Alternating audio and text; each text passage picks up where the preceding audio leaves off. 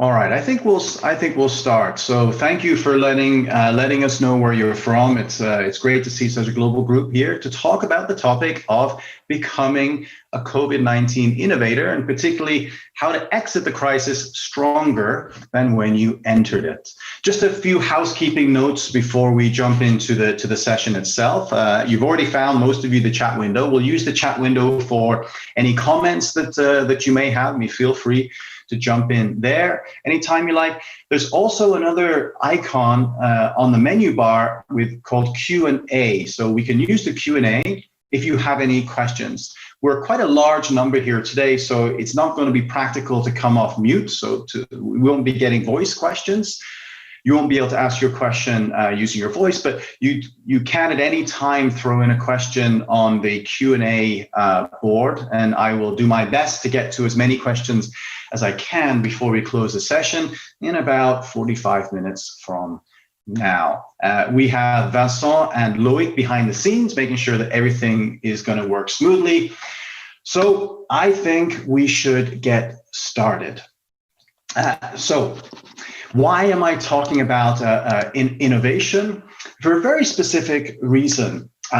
We're doing research right now. I'm a professor at IMD in innovation and strategy, but I also direct the Global Center for Digital Business Transformation, which is a research group that we have here at IMD. And we've been in the field interviewing and surveying executives for the last 4 months. So we have longitudinal data from the middle of April up until last week, basically. And we're trying to track the changes that are happening for executives within the crisis at different points of time in different parts of the world. And what we're seeing very clearly is that while many companies, many organizations started off focusing on, business continuity, survival, cost cutting, there's been an inflection so that now is a really important time to focus on innovation. We understand at the beginning of the crisis, innovation was not foremost on many people's minds. But now the data suggests that the organizations that are focusing on innovation now, and in fact, accelerating their focus on innovation, are the ones that are performing better. So there's quite a lot of data that we have to suggest this is the case. So I just want to go through what that looks like and give you some tips and tricks and tools and ideas about how you can improve your innovation within the crisis in the short term, but also thinking a little bit longer term down the road. So this beast here is your inspiration for this journey. Do any of you know who this critter is? What's the name of this creature? Just type it in the chat window. See who can get it first. What is the name of this creature?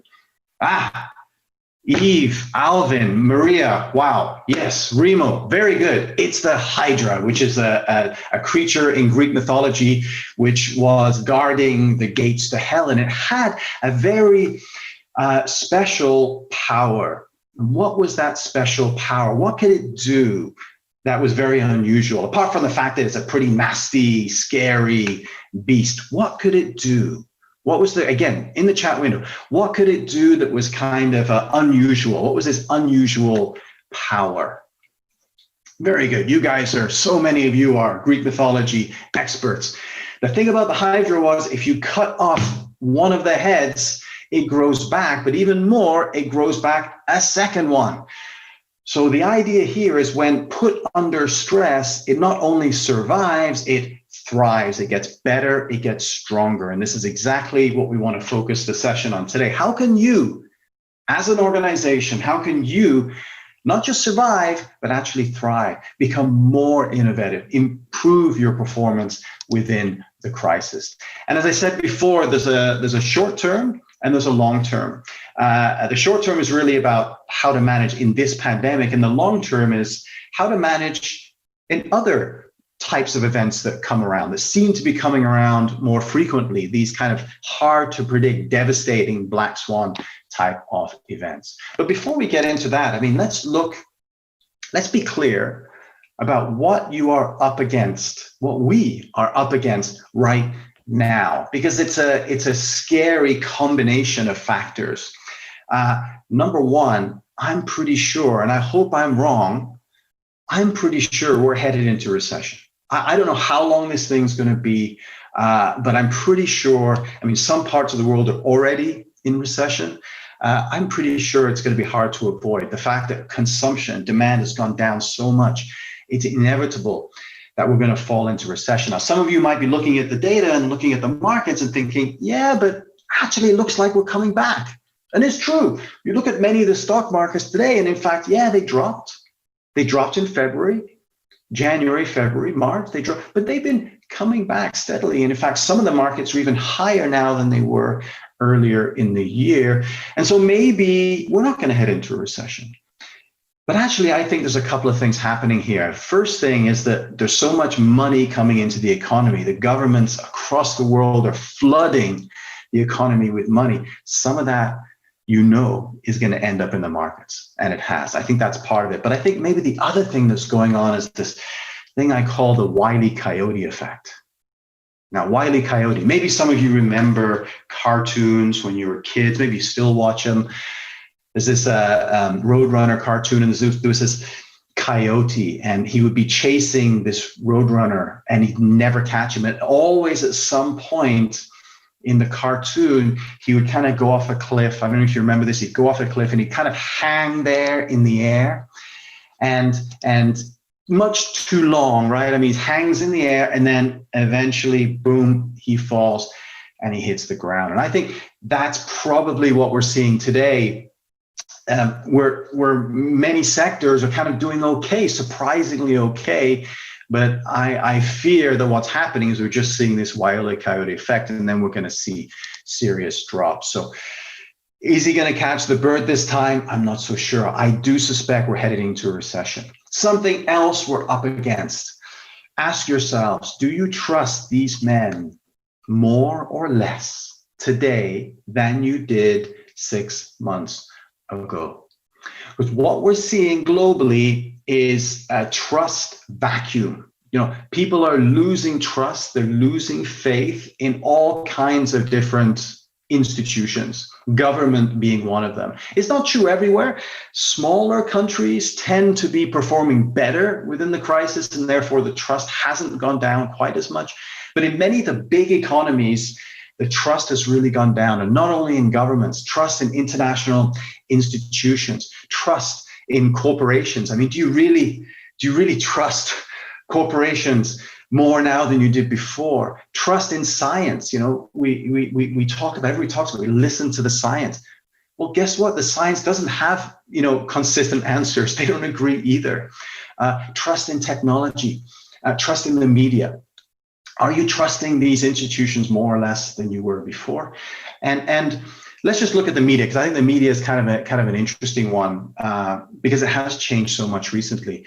I just saw this article a little while ago, and the article is about this is the top half of the slides here. The article is about the fact that the poultry sales of chicken in India are down 80% because of a rumor propagated by the media that you can catch coronavirus from eating chicken. Of course, this is not true, right?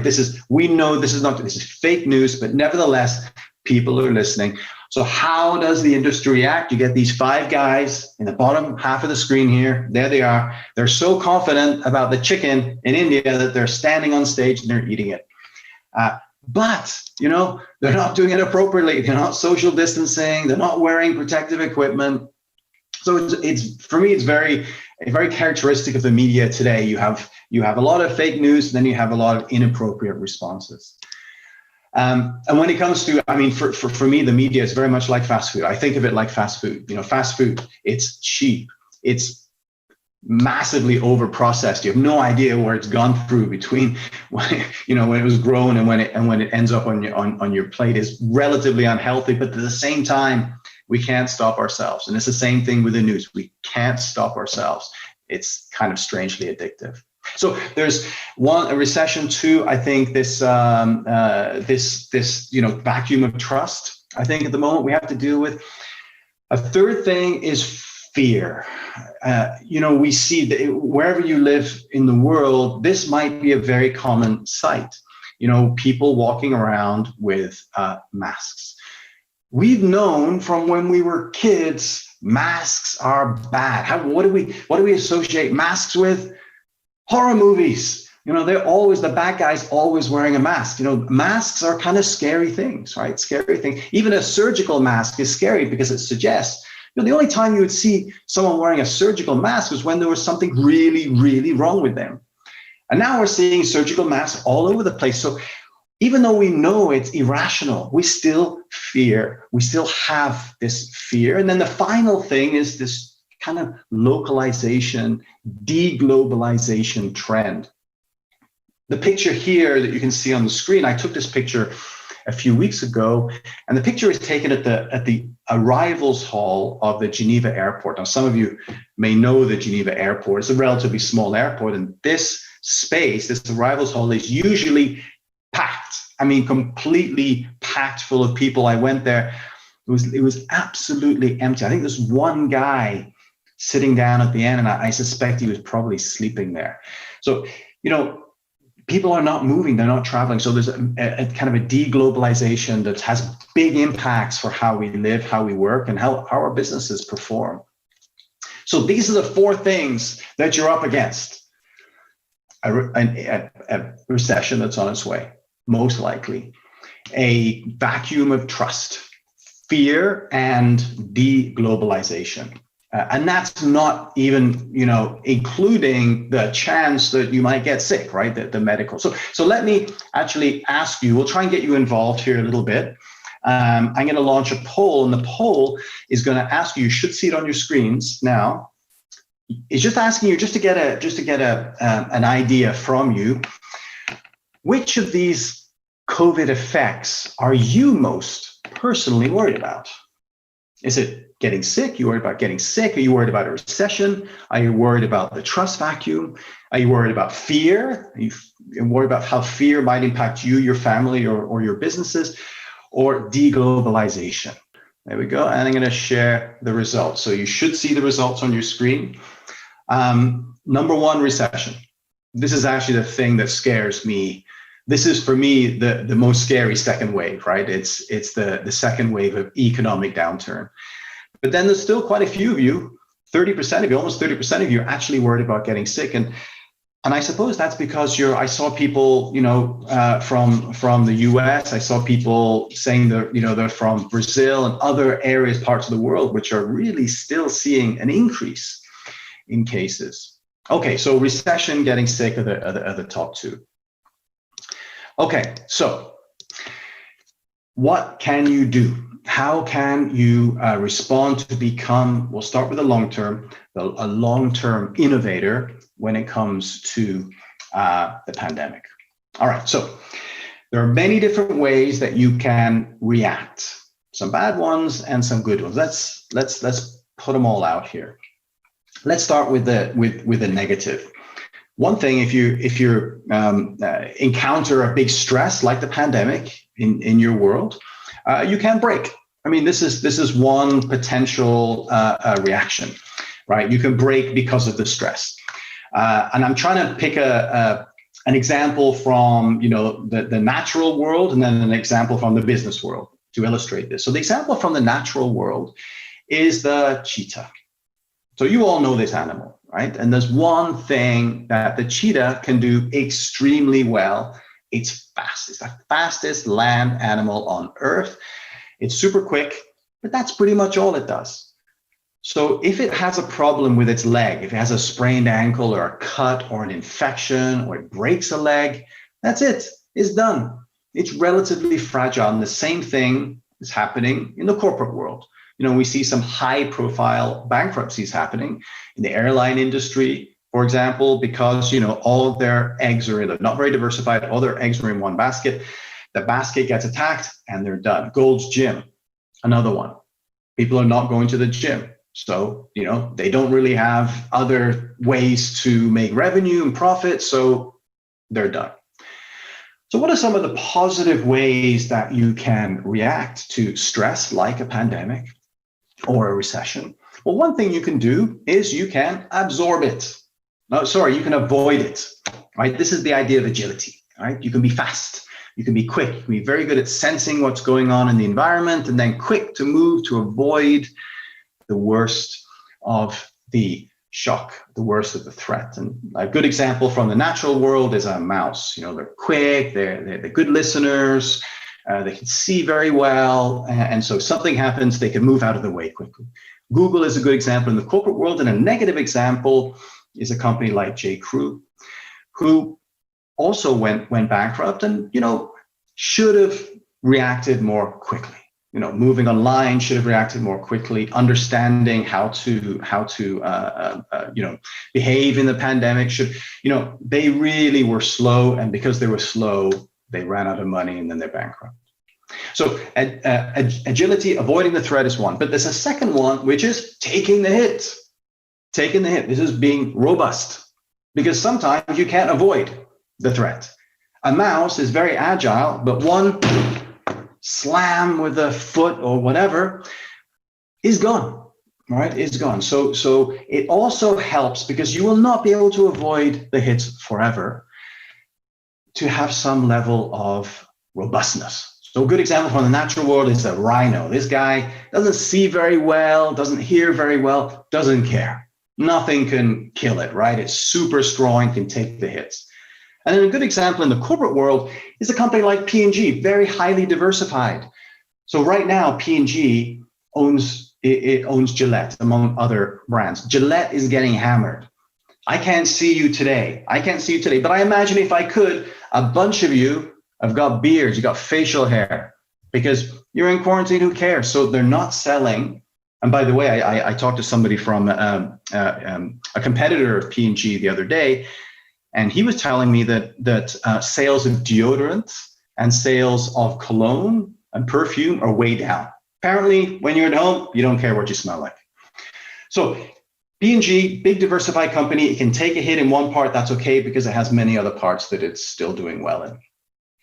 And then a third piece of reacting to a big stress is resilience, bouncing back, coming back. So you take the hits, but then you're able to come back better, stronger, faster. A good example from the natural world is this guy here, this little red guy, it's a salamander. And the famous thing about a salamander is if a bird comes and grabs its tail, the tail comes off and it grows another one. So regeneration, this is a good example of resilience. The head doesn't work as well, but the tail, it will grow back. Microsoft is a good example in the corporate world. It's been down a number of times, but it's always come back and bounced back. Today, Microsoft is the second biggest company in the world. 1.5 trillion US dollar market cap. Could you imagine 1.5 trillion? And then an example on the negative, Neiman Marcus, big US-based department store. It's been down for a while, just never managed to get up. And now, like J.Crew, has gone bankrupt. So really what the key is to be a long-term innovator is to combine all these three. So you want to be agile to avoid as many threats as you can, but you're going to get some. So you got to be somewhat robust to be able to take the hits. And when you do, you got to come back stronger. So it's really the combination of these things. We have a name for this. We call it hyper resilience. So the key to being a long-term innovator is hyper resilience. An example in the natural world, it's us humans. I mean, we're incredibly resilient. I mean, we are the ultimate success story on Earth. I mean, it's not so great for the rest of the Earth, but for us, we have shown a lot of hyper resilience over the years. And then maybe an example from the corporate world is Amazon. Amazon, again, taken a lot of hits, quite agile for a big company. It's huge. Huh? Amazon is huge, 500,000 people, and yet it kind of acts a bit like a startup. Robust, has a lot of failure, comes back, bounces back. So these are the elements of long-term innovation: being able to be agile, avoid the threats, being robust to take the hits, and then being resilient, being able to bounce back. I'm just going to pause for a second now because I see there's a little bit of activity in the chat window. So I'm looking over here because I have a second screen. That's why I'm going like this.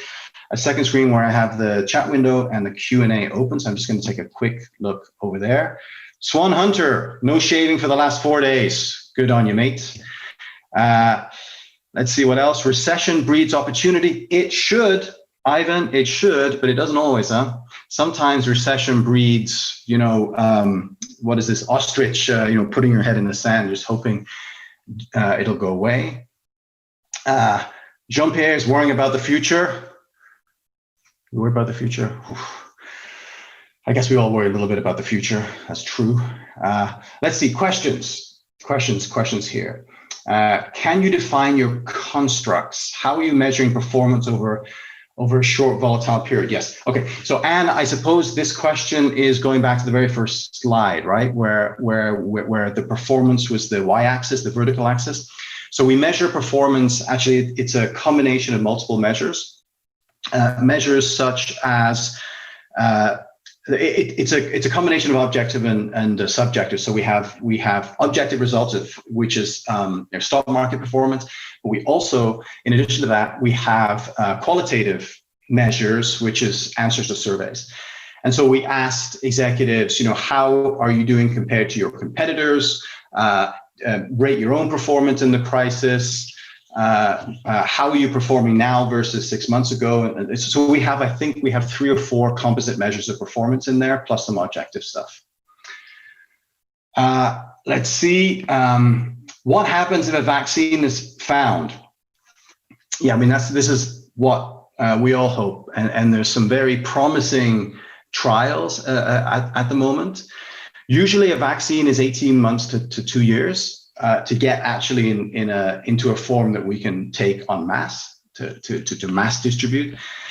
I think there's good hopes that that's going to be faster, but do you think we're going to have a vaccine in 2020 that's available en masse? I would doubt it. I may be wrong, but I would doubt it. But if there is a vaccine, a lot of this goes away actually. Let's see what happens with a vaccine. Okay, how to keep productive thinking of growing when mind is arrested by the pandemic? Latif, this is a great question. This is essentially a top management responsibility. Because, the beginning of the pandemic, the message from a lot of top managements was, okay, we focus on the present, we've got to manage cash, any extra stuff is cut, for now, we're just going to focus on getting through the next couple of months. It's very hard then to switch, right? To then say, okay, now we want you to think about innovation when people are worried about their jobs. So this is really a top management responsibility to clearly send a message that now's the time to be more innovative, right? And allow all the things that you need to allow in order to be innovative, like, give people resources to test and learn, allow a tolerance for failure and all that stuff.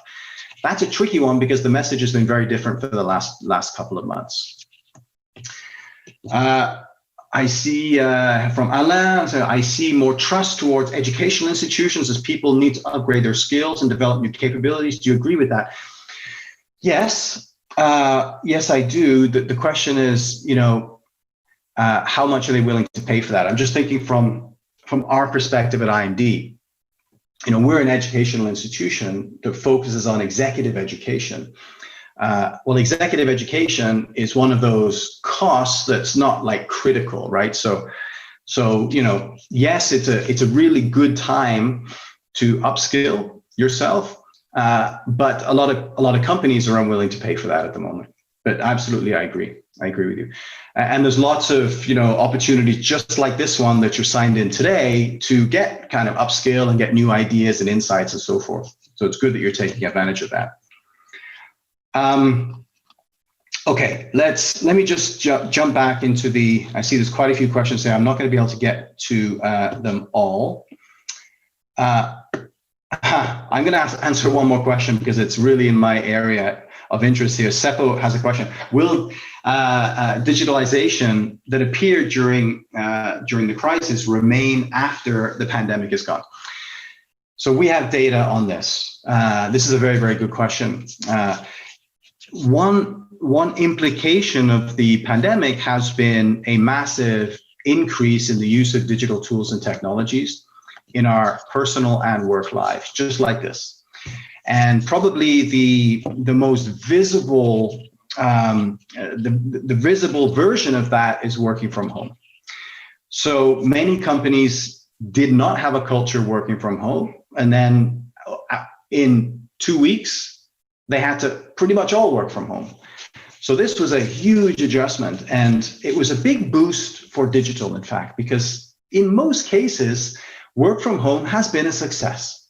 I don't know what it's like, maybe you have a different point of view, but in most cases, actually the shift to work from home happened relatively smoothly, relatively quickly, and it opened a lot of eyes. So those skeptics who weren't really sure about, using digital for work and didn't really trust the technology became more open. So this is really a big opportunity to accelerate digital transformation. And we found that data suggested that companies that are accelerating the digital transformation right now are improving their performance, with business performance in the crisis. But Seppo, I will offer up one note of caution about this. The success of working from home has raised high expectations for digital transformation because it worked.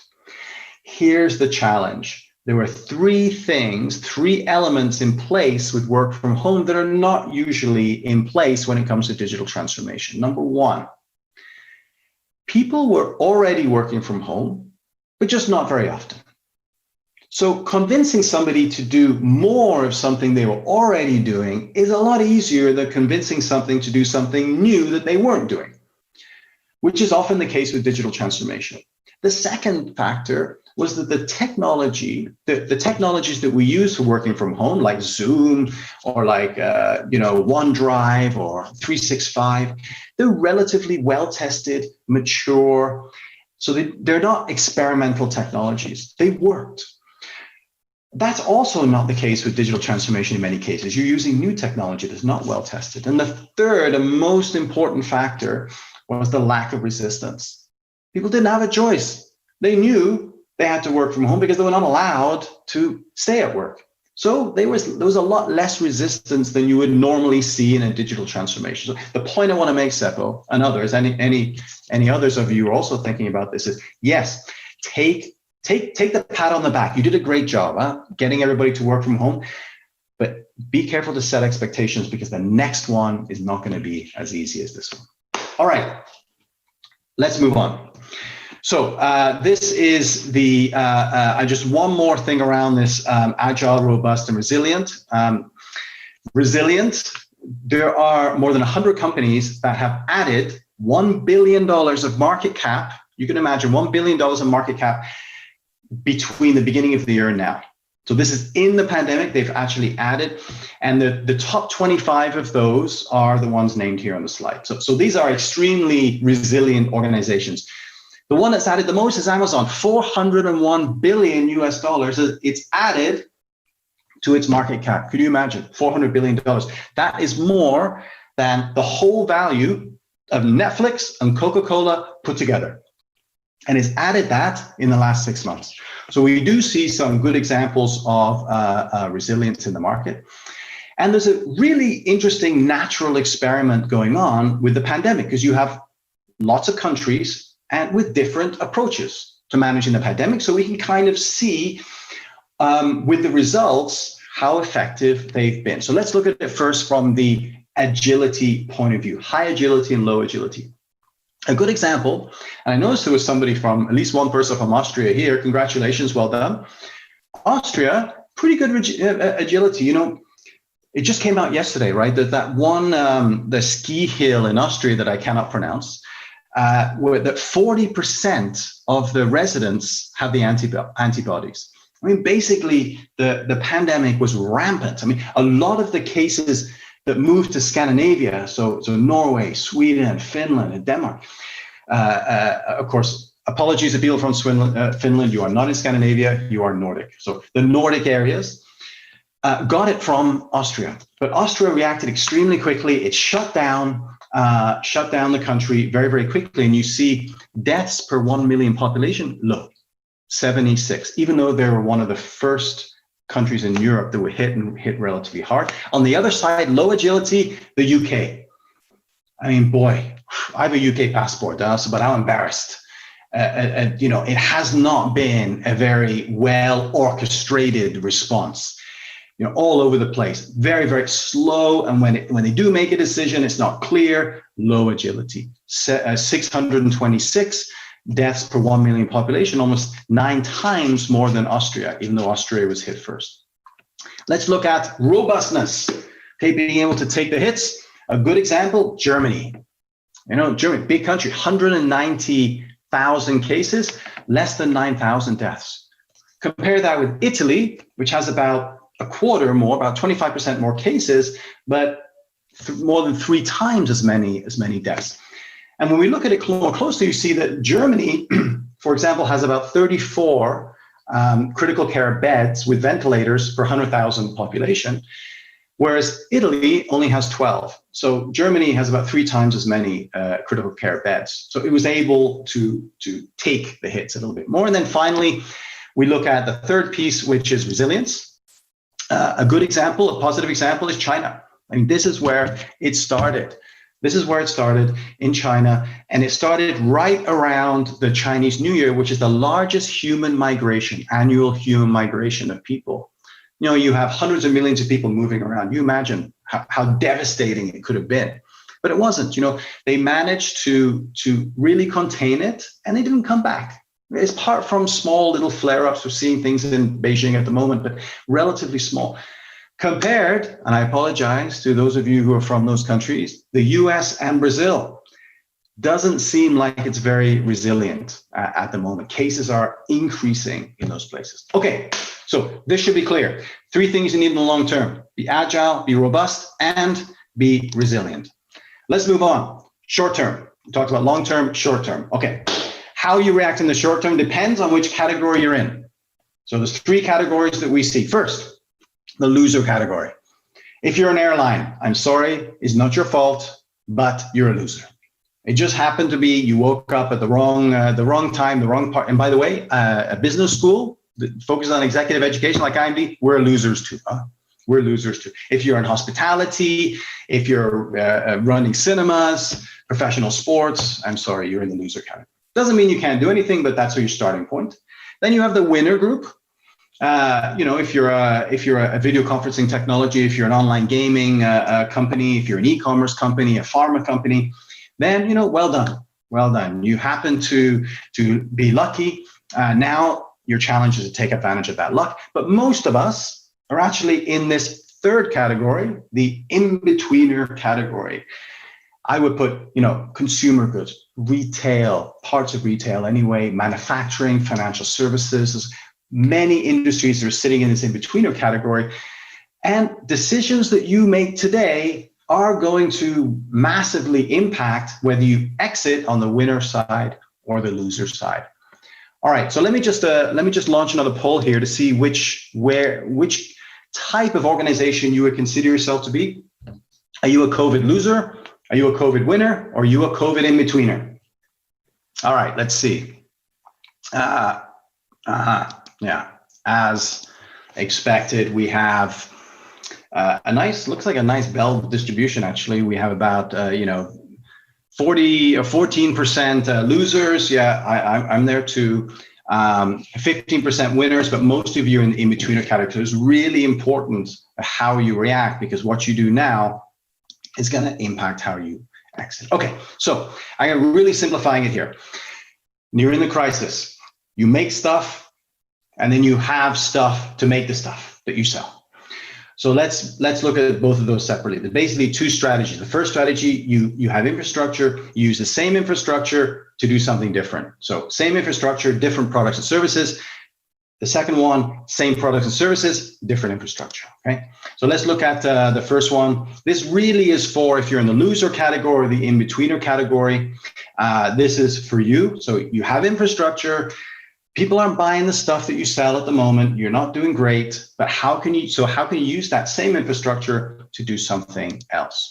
The most obvious example of this, and we see lots of cases of it, is companies shifting production to products and services that are relevant to the crisis. So, an automotive manufacturer producing masks, for example, or a perfume company producing hand sanitizer. You're taking advantage of a short-term opportunity. Great, well done. Also, products to measure distance, apps for proximity. There's even an interesting example from the tobacco industry of one of the big tobacco companies searching for a vaccine using tobacco plants. I saw this, I could not believe it, but there's already a store open in the US called COVID-19 Essentials, where you can go in. Of course, you've got to get your temperature before you go in, but then you can buy the thermometer when you get in. Right? So we're seeing opportunism here, a new store selling products for the pandemic. So let's say you're Uber and people aren't taking rides. So what are you going to do? So you have to look for other sources. You have to use the same infrastructure to find other sources of revenues and profits. And they're doing that by massively expanding their delivery. So not only pre-made food delivery, but also groceries, and starting to expand into non-emergency medical transportation. This is medical transportation where you don't need an ambulance. So that's an example. Another interesting one.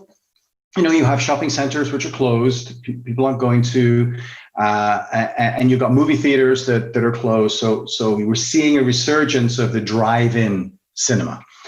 So using all those parking lots that are empty to you could drive in. Of course, you're socially distancing, and you could watch movies. That's a good example. Restaurants, which are closed in many places still today, starting to sell groceries because supermarkets are busy. Or becoming ghost kitchens. So they're producing for delivery rather than producing for tables. So there's quite a few examples. I think another very interesting development is the idea of labor arbitrage. So you've got certain businesses which are closed, so the workers are not doing anything. You have other businesses which are super busy, so you can share. So in Germany, you have McDonald's employees working at Aldi. In Finland, you have Finnair employees helping teaching kids. In Sweden, you've got laid off SAS employees working, with first aid care, working in the healthcare field. So this is a very interesting way to use your infrastructure for something else. All right, the second response strategy. This is really focused for the winners. But also there's relevance for the other two as well. But same products, but using different infrastructure. So the most obvious case of this is taking your stuff, whatever physical stuff you sell, and moving it online. So getting into e-commerce, but not the traditional e-commerce, which, let's face it, is boring. E-commerce is boring. It's the same. It hasn't changed forever. So trying to make e-commerce a little bit more fun, exciting, and interesting. Nike is a good example of this. When they closed their stores, they very quickly enhanced their online experience. So it's not just about the products that you buy, but they're also bundling in services, because people are now exercising. They can't go to the gym, they're exercising from home. So helping them to do that. Another example coming from China, which is going to come here, just a matter of time, is live commerce. Now, live commerce is a kind of a refresh, an update on the old infomercials. You may remember I think they're still on TV, late at night. They're trying to sell stuff. You have B or C or D list celebrities on there trying to sell you stuff. Really tired, not very insightful or exciting format. They've really refreshed it in China. So these live commerce events are fun. They're exciting. They're gamified. You can win stuff. You can get great discounts. And so they've made it into some kind of like a show. So I think we're going to probably see that more over here. But what if you have a service? What do you do if you have a service? How do you move the services online? So we're seeing some interesting experimentation here too. Of course, telehealth is one. An online education, e-learning is another. But imagine if you're a hair stylist. What do? Can you cut people's hair over the internet? Well, it turns out you can. Not directly, but indirectly. So there's services now that can actually help you to cut your hair. You have a professional stylist on Zoom or whatever, walking you through the process of cutting your hair. or helping your spouse or somebody else cut your hair, or helping you cut your kid's hair, or whatever it is. So there's a little bit of innovation that's happening even in the service arena. If you're Amazon and you can't find enough people to do the stuff you need, then you can make tie-ups with other organizations. Lyft drivers are now working in Amazon fulfillment centers. So it's really the opposite of the labor arbitrage example I gave before. And then finally, a kind of a strange one here is actually reducing quality. If you're really having trouble meeting demand now at the moment, if you're one of those winners, you can actually reduce quality to increase your ability to reach more customers. And that's happening with streaming at the moment. Netflix, Disney Plus, and others have actually reduced the quality of the streaming to maximize the available bandwidth. All right. So in summary, short-term and long-term, you want to become a COVID innovator. Short-term, 2 questions to ask yourselves. How can we reuse the same infrastructure for different products or services? This is particularly if you're in the loser or the in-betweener categories. And then how can we offer the same products and services with different infrastructure? And that's really focused if you're on the winner category more than the other 2. And to do both those things, you have to really challenge some assumptions and really be innovative, because just taking what you have now and doing it in another way is probably not going to work. You have to make adjustments creatively. Now, long term, how do you do it? By combining the 3 things we talked about before: agility, robustness, and resilience. So last poll I'm going to ask you here, which is, are you a COVID innovator?